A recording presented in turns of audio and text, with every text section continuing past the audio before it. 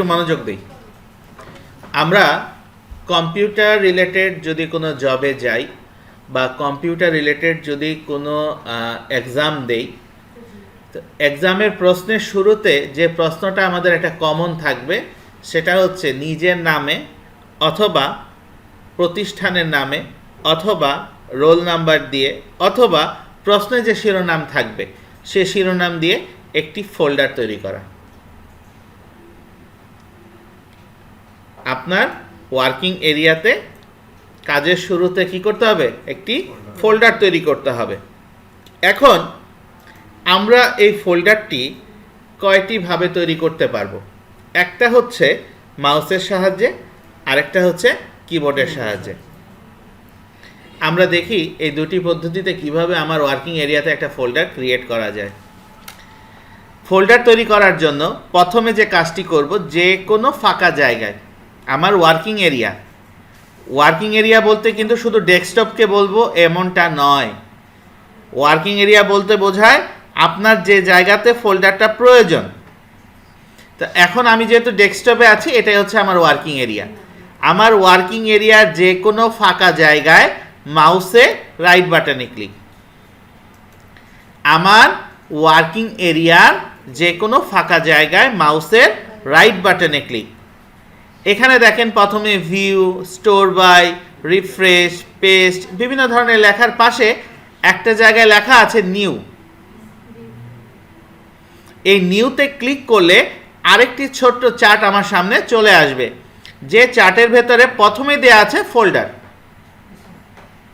আমি যদি ক্লিক করি তাহলে আমার ওয়ার্কিং এরিয়া একটা ফোল্ডার তৈরি হয়ে যাবে নিউ ফোল্ডার নামে। এবং নিউ ফোল্ডার নামে যখন ফোল্ডারটি তৈরি হবে তখন দেখেন এরকম নীল বর্ণের সিলেকশন আইকন থাকবে, নিউ ফোল্ডার লেখাটা সিলেক্ট হয়ে থাকবে। হয়তোবা কারো কম্পিউটারে আমার এখানে যেমন সরাসরি নিউ ফোল্ডার আসছে, আপনার এখানে 1, 2, 3, 4, 5, 6 XYZ এরকম সিরিজ থাকতে পারে। বিকজ আপনার যদি ইতিপূর্বে আরও কোনো ফোল্ডার ওইখানে তৈরি করা থাকে তাহলে তার পরে আরেকটি ফোল্ডার তৈরি হবে, সেটা ব্রেকেটে 2 দ্বারা। আরও একটি ফোল্ডার যদি তৈরি হয় সেটা হবে ব্রেকেটে 3 দ্বারা, কারণ 1 নম্বর ফোল্ডারটা নিউ ফোল্ডার নামে থাকবে। যেমন আমি দেখাচ্ছি, দেখেন নিউ ফোল্ডার ব্রেকেটে 2, নিউ ফোল্ডার ব্রেকেটে 3, এভাবে সিরিজ হতে থাকবে। এখন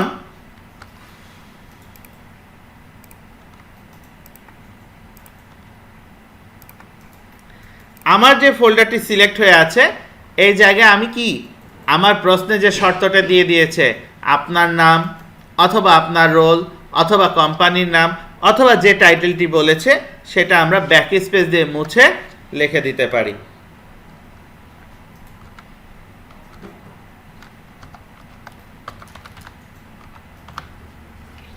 আমি এখানে একটা নাম লিখে দিলাম।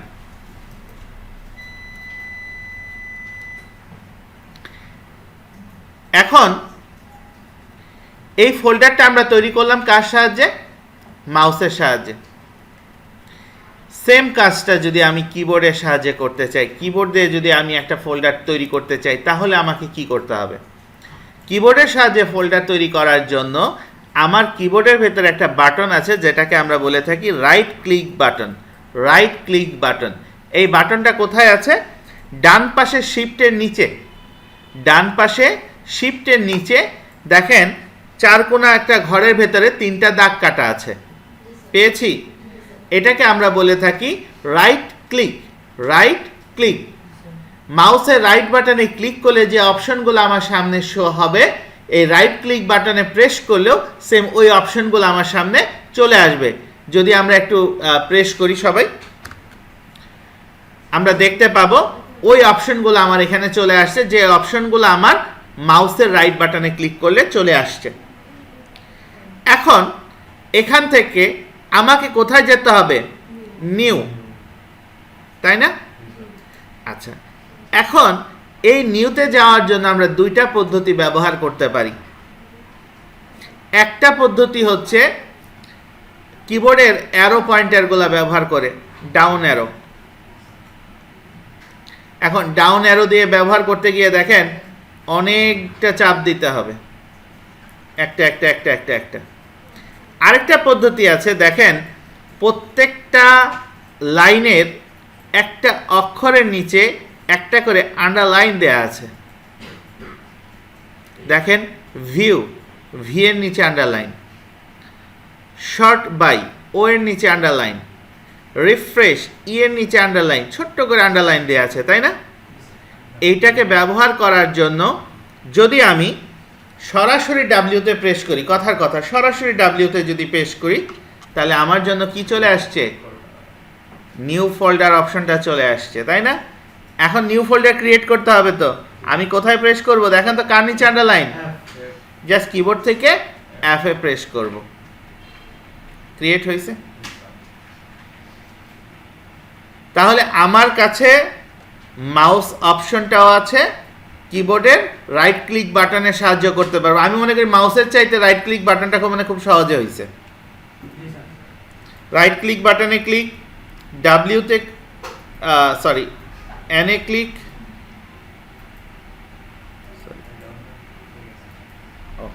সরি এটা আরেকটাতে আসছে।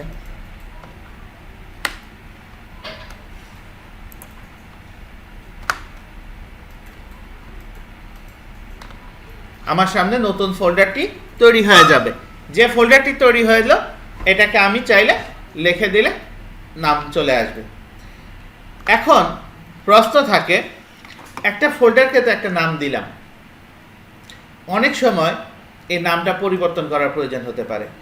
সাপোজ আপনি নাম দিয়েছিলেন ভিডিও সং, কথার কথা পার্সোনাল কাজ করতেছি ভিডিও সং।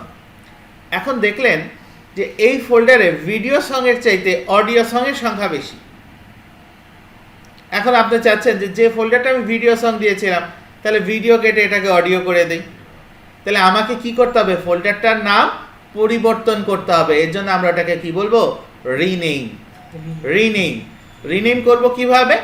একইভাবে যে ফোল্ডারটির নাম পরিবর্তন করব, সে ফোল্ডারটির উপরে মাউস পয়েন্টারটি নিয়ে গিয়ে মাউসের সাহায্যে রাইট ক্লিক অথবা রাইট ক্লিক বাটন, মাউসের সাহায্যে রাইট ক্লিক অথবা রাইট ক্লিক বাটন, অথবা আরেকটি অপশন আমি বলে দিচ্ছি, সেটা হচ্ছে উপরে দেখেন কিবোর্ডের একদম উপরে ফাংশন কি দেয়া আছে, F1, F2, F3, এভাবে F12 পর্যন্ত।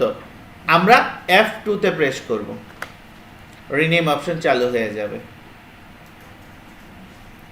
আমরা যে ফোল্ডারটির নাম পরিবর্তন করব, সে ফোল্ডারটির উপরে মাউস পয়েন্টারটি নিয়ে গিয়ে মাউসের রাইট বাটনে ক্লিক, রিনেমে ক্লিক, অথবা কিবোর্ড দ্বারা ওই ফোল্ডারটাকে সিলেক্ট করে রাইট বাটনে ক্লিক,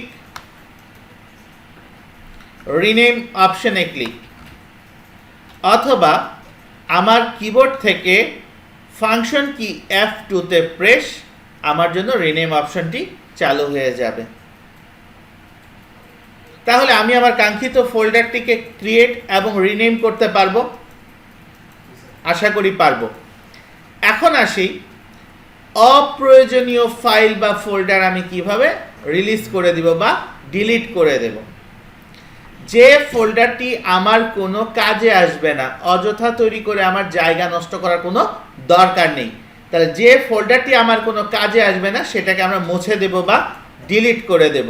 সেটা করব কিভাবে?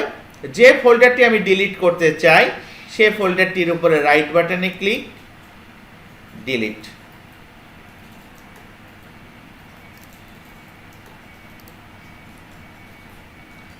অথবা মাউসে ক্লিক করে সিলেক্ট করে কিবোর্ড থেকে ডিলিট বাটনে চাপলেও ওটা ডিলিট হয়ে যাবে।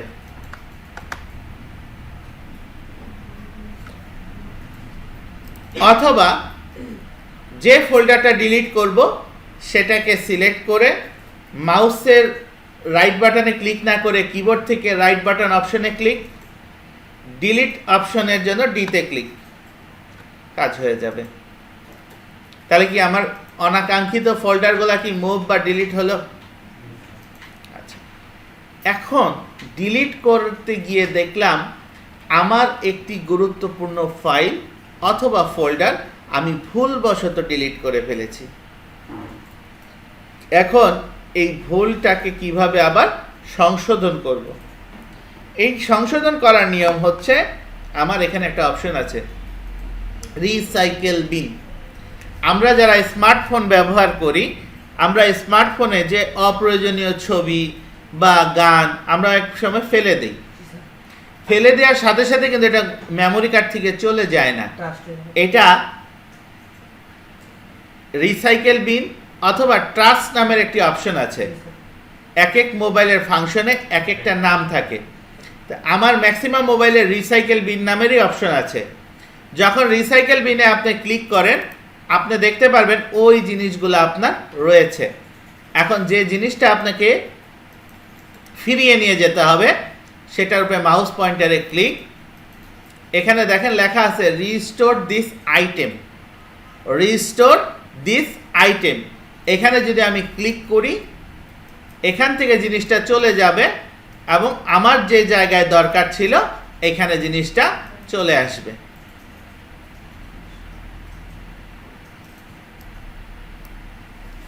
এখন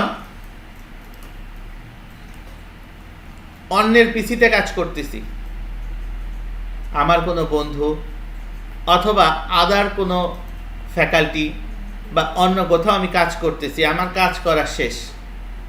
এখন আমি চাই না আমি যে কাজটা করলাম এটা কোনোভাবে এই জায়গায় থেকে যাক। আমি ডিলিট করলে কোথায় চলে যায়? রিসাইকেল বিনে। কিন্তু আমি চাই না আমি যে ফাইলটা ডিলিট করলাম সেটা তার কম্পিউটারে কোনোভাবে থেকে যাক, রিসাইকেল বিনে হোক বা যেখানে হোক। আমার এই ফাইলটা যদি পার্মানেন্ট ডিলিট করে দিতে হয়, যাতে এটা রিসাইকেল বিনেও না থাকে, তাহলে আমাকে করতে হবে কি? এটাকে যদি আমি পার্মানেন্ট ডিলিট করে দিতে চাই, তাহলে অ্যাট ফার্স্ট যে ফাইলটাকে বা যে ফোল্ডারটাকে ডিলিট করব সেটাকে সিলেক্ট করে শিফট চাপ দিয়ে কিবোর্ডের ডিলিট অপশনে চাপ দেব। এখন এটাকে যদি রিসাইকেল বিনে আমি সারাদিন খুঁজি, আমি এটাকে পাবো না। একদম ডিলিট, কমপ্লিট ডিলিট, পিসিতে নাই।